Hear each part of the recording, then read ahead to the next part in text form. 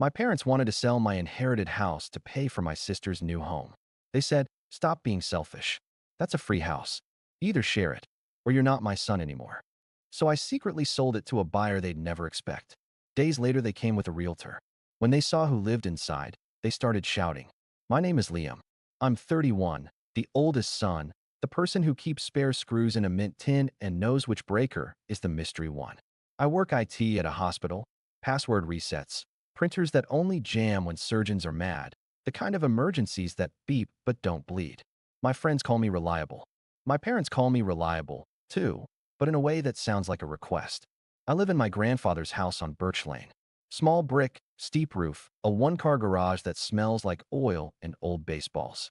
I moved in 2 years before he died because stairs got mean and dates started sliding off his brain like eggs off a nonstick pan. I set up a cot in the guest room, then a bed, then a routine. He left me the house in his will. "Because you stayed," it said in his shaky pen. The lawyer read that line, and I had to step outside to breathe. Sophie is my sister, 26. She could sell sunlight back to the sky. She's pretty and convincing and always collecting plans. Open concept kitchens she'll never cook in, spa bathrooms, a yard for a dog she hasn't met. Every family gathering becomes a Sophie slideshow. Mom sighs in a happy way. Dad nods like he's signing a contract. I refill the ice and keep my face neutral. 3 Sundays ago, we did dinner at my parents' place. Same wooden table I did homework on.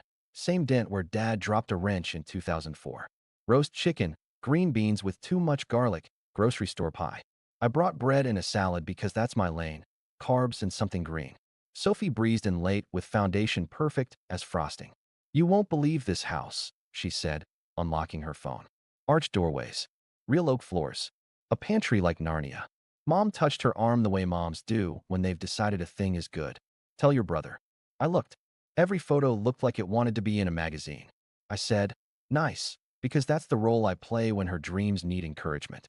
After pie, Mom did a little throat clear. "That's the signal. Meeting time." "Liam," she said soft. "We've been talking about the house." "My house," I said, even though I knew. "The one Grandpa left you," Dad said, folding his hands like church. "Birch Lane. It's a lot for one person," Mom said. "The taxes. The yard. You work hard, but it's heavy." "It's a free house," Sophie added, like explaining gravity.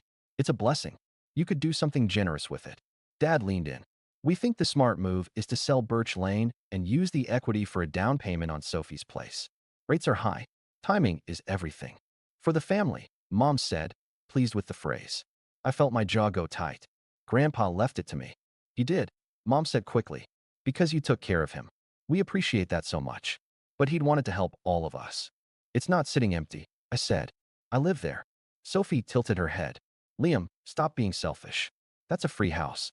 Either share it or you're not my son anymore," Mom blurted, like the sentence jumped out of her mouth before she could catch it. Silence. Dad did an awkward laugh. "No one is disowning anyone," he said, cheerful in the way people get when things are breaking. "We found a great realtor. She can come next Sunday at 2. She sells in your area. Top 1%. Mom smiled like a plan had been approved. "Sunday at 2, she repeated. "Okay." They talked about we, and I felt the words slide past me like a bus I didn't get on. "I heard you," I said. Dad clapped once, relieved. "Good man." I stacked plates. I wrapped the extra bread. I wiped the counter because when my pulse gets weird, cleaning is my inhaler. At the door, Mom hugged me hard and perfumed. "Don't be dramatic," she whispered. "Houses are just boxes." Outside, the porch light flickered twice. On my phone, a new message lit the family chat. "Don't forget your house key Sunday so the realtor can measure windows." No question mark. No if. Just a plan. I drove home under streetlights that looked like tired moons. I put my hand on Grandpa's workbench and felt all the little dents. I opened the drawer where I keep the will and read the line again. "Because you stayed." Then I sat with my back against the fridge until the clock over the stove said midnight. I didn't move into Birch Lane for a shortcut to homeowner. I moved in because Grandpa started mixing up coffee and supper and calling me buddy in a small voice. Mom said, "Just a couple of weeks." Dad said, "Temporary." Temporary is a word families use when they mean forever. I made lists because lists make fear stand still. A whiteboard on the fridge, pills at 8 and 8, PT on Tuesdays, trash on Friday, water the ficus, call Dr. Patel about the cough. I hid the car keys on the top shelf after he tried to go to the hardware store at midnight. I learned the exact click the thermostat makes before it lies. I kept a notebook titled Birch Lane Care. Numbers calm me. I wrote everything. Nights stacked up like plates. 217, then more.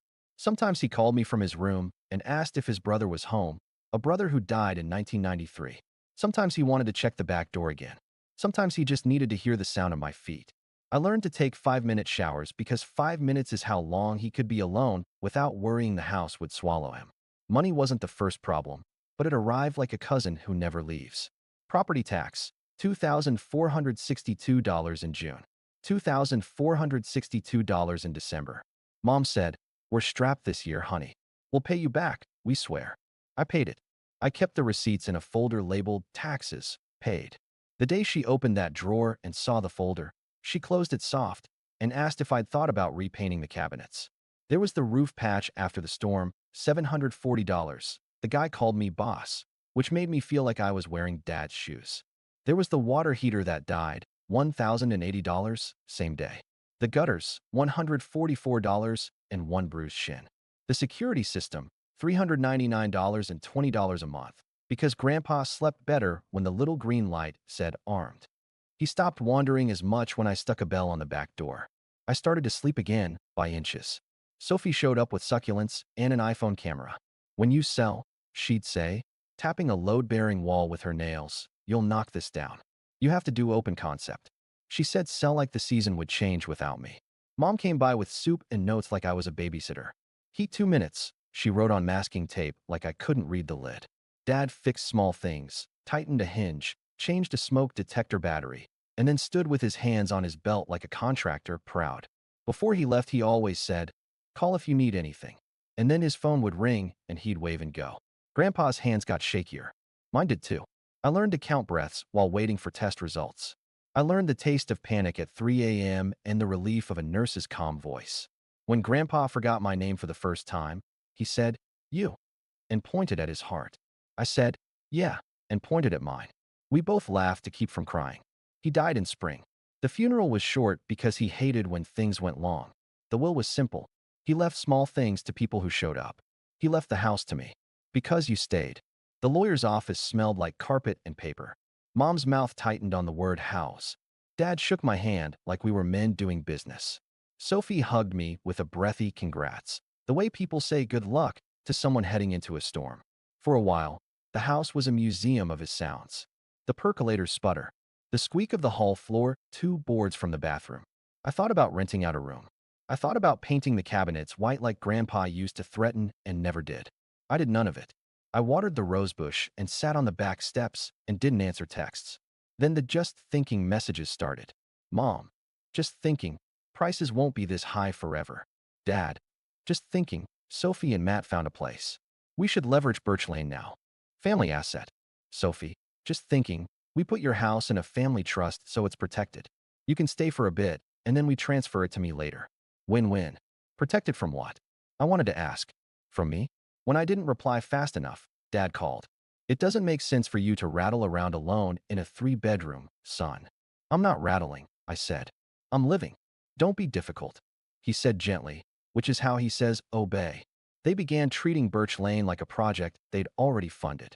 Dad came to measure for the listing, even though nothing was listed. Mom put blue painter's tape on the trim and said, "Buyers notice the little things." Sophie brought her boyfriend to just visualize. I changed the locks. Mom cried on the porch and called me cruel. I let her in because the muscle memory of being good is strong. I made a list because lists are my religion when reality starts to blur. I wrote every payment I'd made since moving in. Taxes $4,924. Water heater $1,080. Roof $740. Security system $399 plus monthly. Furnace repair $285. Gutters $144. Electrician $360 for the hallway short. Miscellaneous $1,200, which is adult for money I didn't plan to spend. I stopped at $9,132 because the number made my chest feel tight and because I didn't want my love to look like an invoice. They ramped up. Mom texted the group chat. "Family decision. We list in September. Realtor Sunday at 2. Be decent." I looked at be decent and laughed once. Dad left a voicemail about the greater good, like we had a board and a mission statement. Sophie sent a voice note, sweet and sharp. You know I'd do the same for you. Which is funny because I already have a house. I called a lawyer because my feelings were starting to feel like quicksand. Ms. Beck wore square glasses and didn't look at me like a child. She read the will and the deed. The house is yours, she said. You don't have to show it. You don't have to list it. If anyone tries to show it without permission, call me. They'll say I'm selfish, I said. They will, she said. People use that word when your boundary benefits you and not them. I paid her. It felt like buying oxygen. That night, I found a birthday card Aunt Lydia sent me 3 years ago. She's Grandpa's sister, older, banned from holidays after a fight that everyone calls boundaries now. The card had $5 bills taped inside and 4 words in her spiky hand. You are not a mule. I put the card in my pocket and slept like a person with a plan I hadn't formed yet. I called Aunt Lydia the next morning. She picked up on the second ring. She still says my name like a password, slow, to be sure it's me. You good? She asked. No, I said. But I'm calling. We met at a diner off Route 7 with coffee that tastes like cardboard and pancakes that taste like childhood. She slid into the booth like someone who expects to be told to leave. No one told her to leave. We ordered eggs. I told her everything. She listened with her chin in her hands and didn't make her face into a show. When I finished, she said, Your mother hates the feeling of no. Your father avoids hard rooms. Your sister thinks needs or wishes with better lighting. What do you want? No one had asked me that yet. I want quiet, I said. I want Birch Lane not to be a stage. I want to stop being the mule. Lydia smiled. Keep the house. Or sell it. But you decide. I can't sell it to them, I said. I can't sign papers and then drive by and see Sophie plus Matt painted on the mailbox over the number I learned to memorize when I was 10. Then don't, she said. Sell it to me. I looked at her. Are you serious? I've been saving, she said. I rent a 1-bedroom over a florist. It smells like lilies and loneliness. I want a yard. I want a garage. I want to paint a kitchen whatever ridiculous color I want. I can pay cash. We'll do it clean. Fair price. No showings. Your mother already doesn't speak to me. Let her keep not speaking, but from farther away. My brain did 2 things at once. Imagine Mom's face and felt my shoulders drop by an inch. Is this petty? I asked. This isn't about revenge, she said. This is about closure. It's an off-ramp. We met Ms. Beck the next morning. We looked at comps. Lydia named a number I didn't have to squint at to see fairness. Ms. Beck wrote, AS in big letters. Closing, Thursday at 10 a.m., because sooner is kinder. We signed paperwork with black pens. The clerk stamped things. Stamps are small thunder. On Wednesday, I packed without making packing into a movie. Tools. Photos. The percolator. Grandpa's pocket knife with the nicked handle. I left the couch that squeaked because Lydia liked the squeak. I left the curtains because Grandpa did. I found a Polaroid of my mom at 20, laughing in cutoffs on that same porch, mouth wide, head back. I put it in my wallet. It made me remember she used to be a person who wasn't a wall. Thursday morning, I signed the deed. Lydia signed. We hugged in the parking lot, like people who crossed a river on stones other folks swore weren't there. She jingled the keys like a song. Sunday spaghetti, she said. It wasn't a question. Sunday at 1:55 p.m., I parked one house down and watched my parents' SUV pull in behind a white Lexus with a magnet on the door. Darlene, top 1%. Sophie got out in a sundress. Mom wore lipstick the shade of a stop sign. Dad had a folder. They marched up the walk like a parade. Darlene rang the bell. The porch light clicked on. The door opened. Lydia stood there in Grandpa's flannel, hair up, paint on her hands. A plant already lived on the hall table. A rug I'd never seen was down. The house looked like itself, and like it belonged to someone again. Mom's face turned 3 colors. What is this? She whispered and shouted at the same time. Hello, Elaine, Lydia said, polite like knives. Dad blinked. You can't be here. I can, Lydia said, and held up a paper like a magician. Deed recorded Thursday. My house. Darlene's smile died. Sophie made a noise like a tea kettle. You sold it to her, she yelled, staring past Lydia's shoulder because she'd spotted me by the oak, hands in pockets. I stepped forward because hiding is a habit I'm quitting. I sold it, I said. It's done. Mom pointed at me, fingers sharp. You did this to hurt us. No, I said. I did this to end it. You've turned your back on us, she said, the line she'd practiced. Old threat, new volume. The Polaroid was warm against my hip. My voice stayed level. I'm sorry you feel that way. Dad went to his script. After everything we've done, This feels unfair. He stacked words like bricks.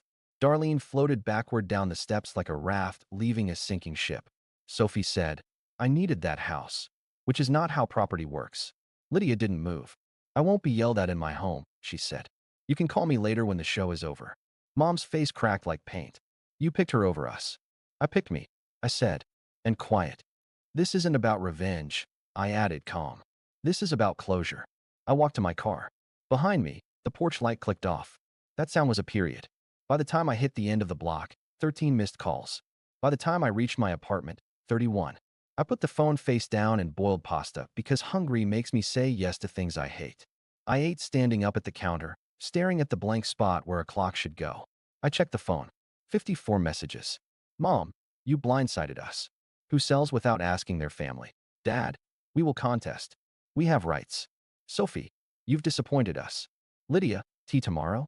If you don't want to say no. Ms. Beck, if they threaten legal action, send them to me. You acted within your rights.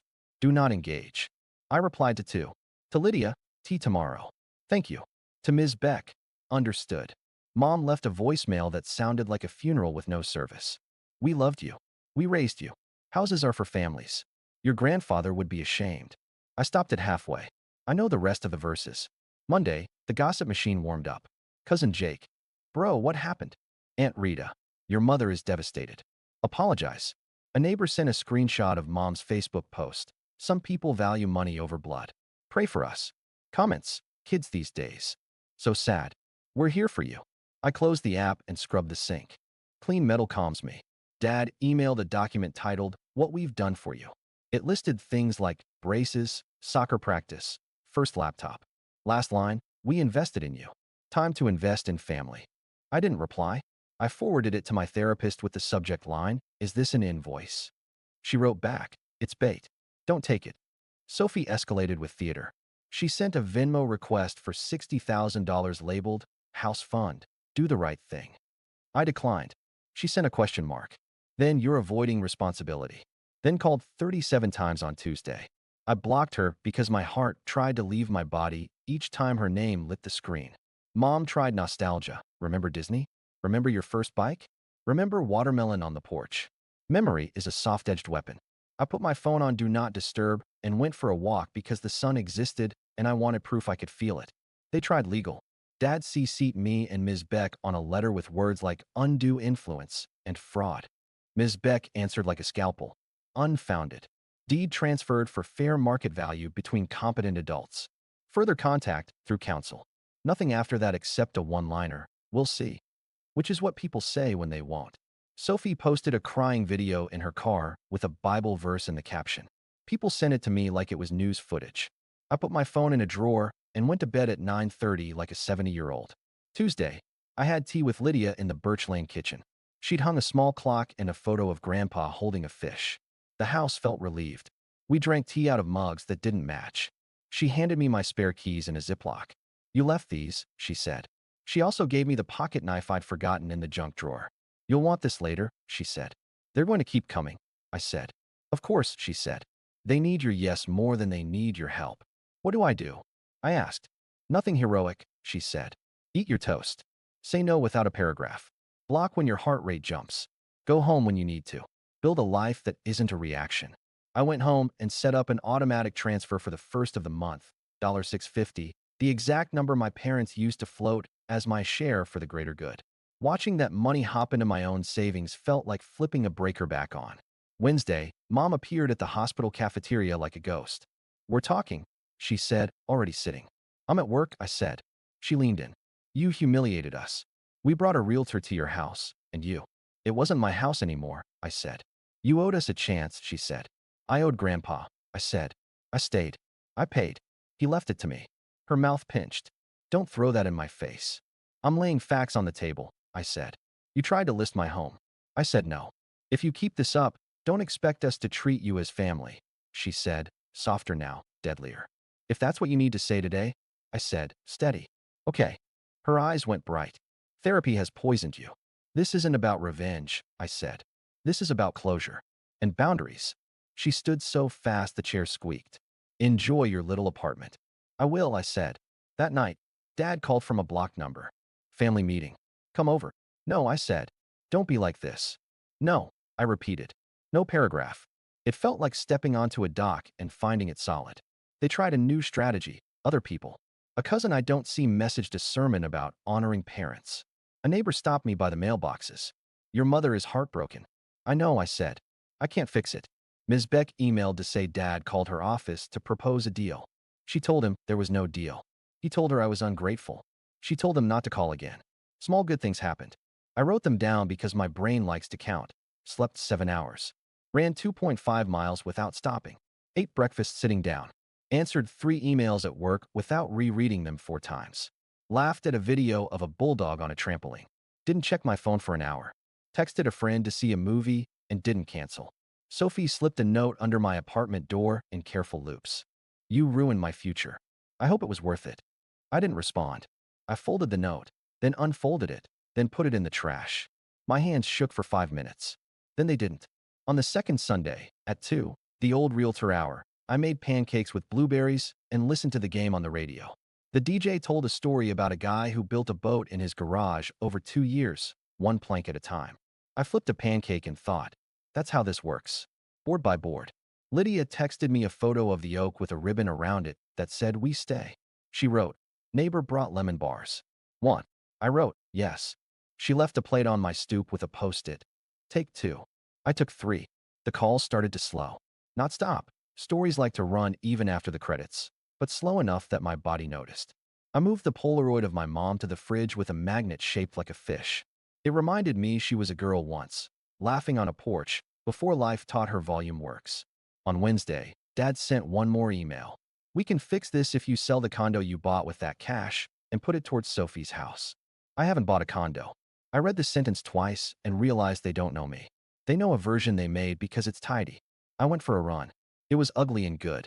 When I got home, I made a list called Things That Are Mine. My paycheck, my time, my sleep, my Sundays, my yes, my no. On the third Sunday, at 2, I didn't think about realtors. I stood in Lydia's kitchen, now her kitchen, while she stirred tomato sauce that stained the air red. She handed me a bowl and said, eat before you talk. I ate. We talked about nothing big.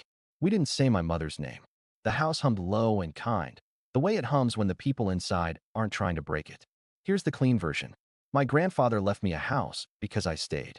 My parents treated it like a family asset they just hadn't moved yet. They said words like free house, selfish, for the family, and either share it or you'd be cut off from the family. I said no. They brought a realtor. I sold it 2 days earlier to the only person who ever asked what I wanted. When they saw Aunt Lydia at the door, they screamed.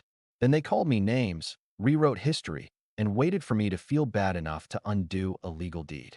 This isn't about revenge. This is about closure.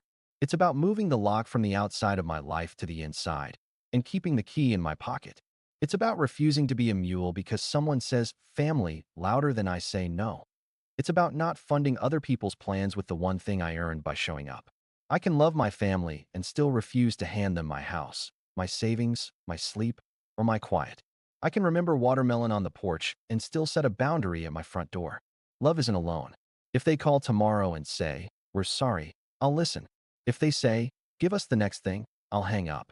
That's the plan. It fits in my wallet. I kept the percolator and the pocket knife. I taped, you are not a mule, to the inside of my cabinet. I set my bank app to move money to my savings on the first of the month, the same way I used to move money to other people's ideas. I make pancakes on Sundays. I go to bed on time. I say no, like a complete sentence. When doubt buzzes, I touch the Polaroid on my fridge and remember the version of my mother who laughed like a bell. Maybe we'll find each other again. Maybe we won't. My peace can't wait on maybe. I won't let anyone rename my boundaries selfish because they don't benefit. I won't let anyone turn love into paperwork with my signature missing. I won't open the door to people who arrive with a tape measure and a plan for my life. The oak tree on Birch Lane is still there. It isn't mine anymore. It doesn't need to be. It's rooted with someone who won't list it for showings on a Sunday. That click you heard earlier? The door's shutting. Finally, I'm Liam. I stayed. I chose quiet over applause. I'm not a hero. I'm a man who moved the key to his own side of the lock. I'm going to be okay. I already am.